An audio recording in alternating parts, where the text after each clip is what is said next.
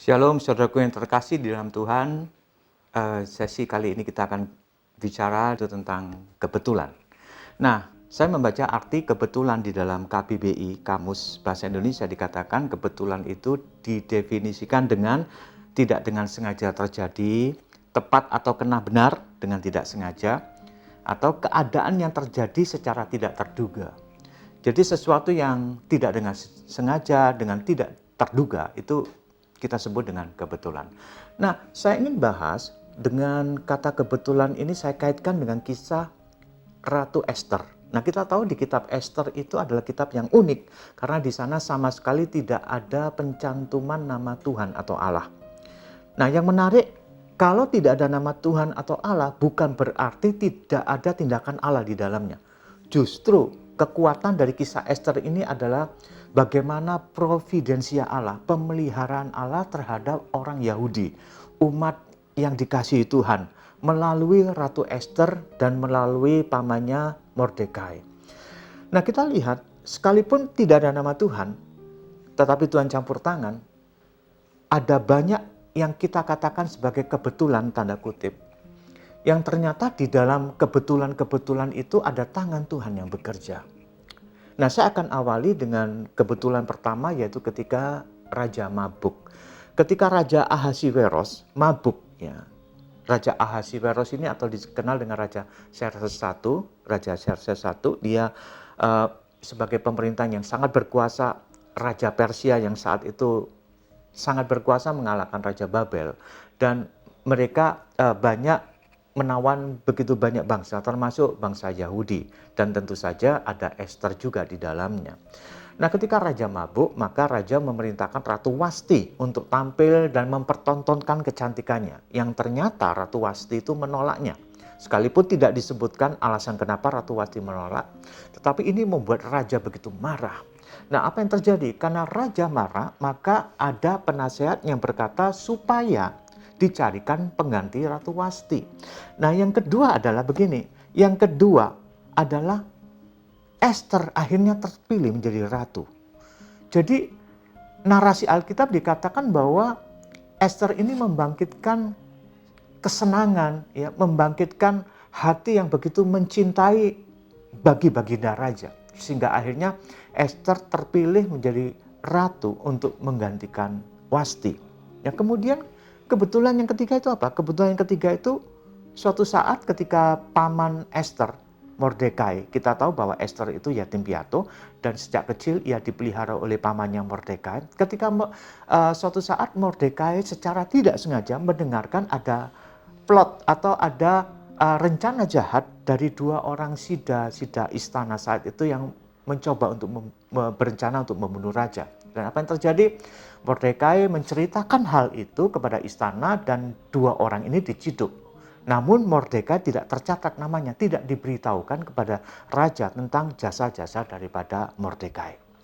Kemudian kebetulan yang keempat itu begini. Ketika raja sedang tidur, ternyata ia tidak dapat tidur, ya. Mencoba tidur tapi tidak dapat tidur.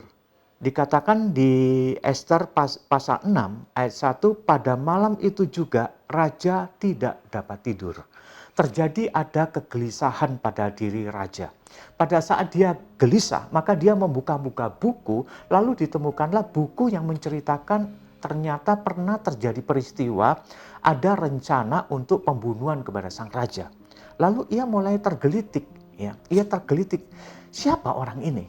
Apakah sudah ada reward atau hadiah yang bisa diberikan? Nah, yang menarik begini, ketika raja bangun di pagi hari, ternyata di saat atau di hari yang sama, Haman itu adalah musuhnya orang Yahudi. Kenapa? Karena Haman itu sangat benci kepada orang Yahudi gara-gara Mordekai tidak mau menghormati dia dan menyembah dia.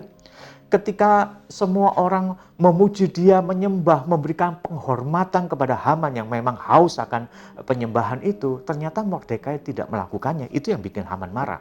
Maka Haman merencanakan untuk memusnahkan orang Yahudi. Di saat dia sedang merancangkan itu semua, bahkan dia sudah mendapat legalitas dari sang raja, dengan liciknya dia bisa memperoleh itu semua untuk bisa memusnahkan orang Yahudi. Dan hari itu dia berencana untuk menyulahkan atau menggantung Mordekai. dia sudah mempersiapkan gantungan itu untuk Mordekai. Makanya pada pagi hari itu sebenarnya Haman datang kepada raja untuk menceritakan maksudnya. Bayangkan kalau raja itu tidak gelisah di malam itu dan dia tidak menyelidiki buku tentang jasa-jasa Mordekai, tentu saja Haman akan bercerita langsung kepada raja dan raja pasti akan mengiyakan, dan nasib daripada Mordekai dia akan tergantung, dia akan mati, mungkin juga orang-orang Yahudi lainnya. Tetapi yang menarik ketika Tuhan membuat gelisah sang raja dan raja memeriksa buku, lalu apa yang dikatakan? Dia berkata kepada Haman, ya, bercerita apa yang harus aku lakukan kalau ada orang yang berjasa kepada istana. Ya, Haman berkata, ya dia harus diberikan kemuliaan dan lain sebagainya. Dan tepat, raja saat itu memerintahkan Haman untuk memberikan penghormatan kepada Mordekai yang notabene adalah musuh yang dia sangat benci. Nah, saudaraku yang terkasih, ya tidak hanya berhenti sampai di situ, pemeliharaan Tuhan tetap jalan. Dan pada saat keesokan harinya ketika Esther bermaksud menghadap raja, yang sebelumnya Esther sudah memerintahkan puasa 3 hari 3 malam kepada seluruh orang Yahudi, karena kalau menghadap raja tanpa diminta, kalau raja tidak berkenan, ia pasti mati. Tetapi karena dukungan doa daripada orang-orang Yahudi saat itu, maka Esther berani untuk menghadap raja dan mengundang raja serta Haman di pestanya. Singkat cerita apa yang terjadi, lalu apa yang dilakukan oleh Esther ini, dia menceritakan keadaannya, dan apa yang dikatakan oleh Esther semuanya sangat berkenan kepada sang raja. Dan Esther juga tidak lupa menceritakan ada seorang yang bermaksud mencelakai bangsanya, dan Haman akhirnya ditangkap oleh raja, dia dan seluruh keluarganya semuanya dihukum mati oleh sang raja. Dan ujungnya apa?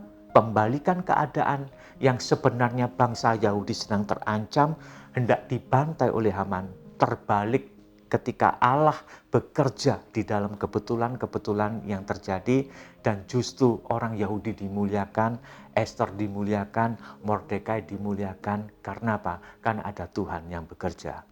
Itulah yang dirayakan oleh orang Israel hingga kini, yaitu Hari Raya Purim, Hari Raya Pembebasan bagi orang Yahudi. Nah, saudaraku yang terkasih, ada begitu banyak mungkin yang kita anggap kebetulan. Tetapi kalau kebetulan terjadi dalam hidup kita, yakinlah ada Immanuel, Allah yang menyertai kita. Nah, saya akan tutup dengan ayat yang berkata begini di dalam Roma 8 ayat 28 sampai 30. Kita tahu sekarang bahwa Allah turut bekerja dalam segala sesuatu untuk mendatangkan kebaikan bagi mereka yang mengasihi Dia, yaitu bagi mereka yang terpanggil sesuai dengan rencana Allah.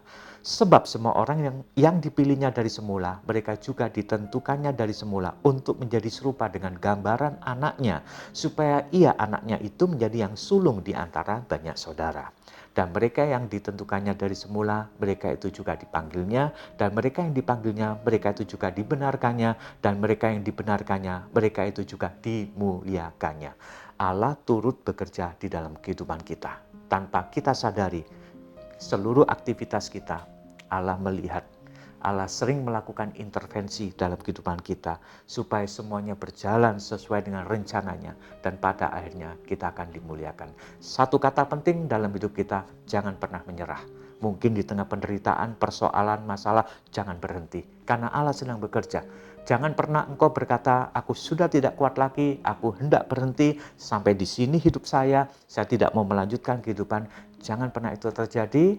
Tetap berjalan bersama dengan Tuhan dalam kondisi apapun, karena di dalam keadaan seperti itulah tangan Tuhan terus bekerja. Hatinya melihat kepada kita dan Ia menyertai kita.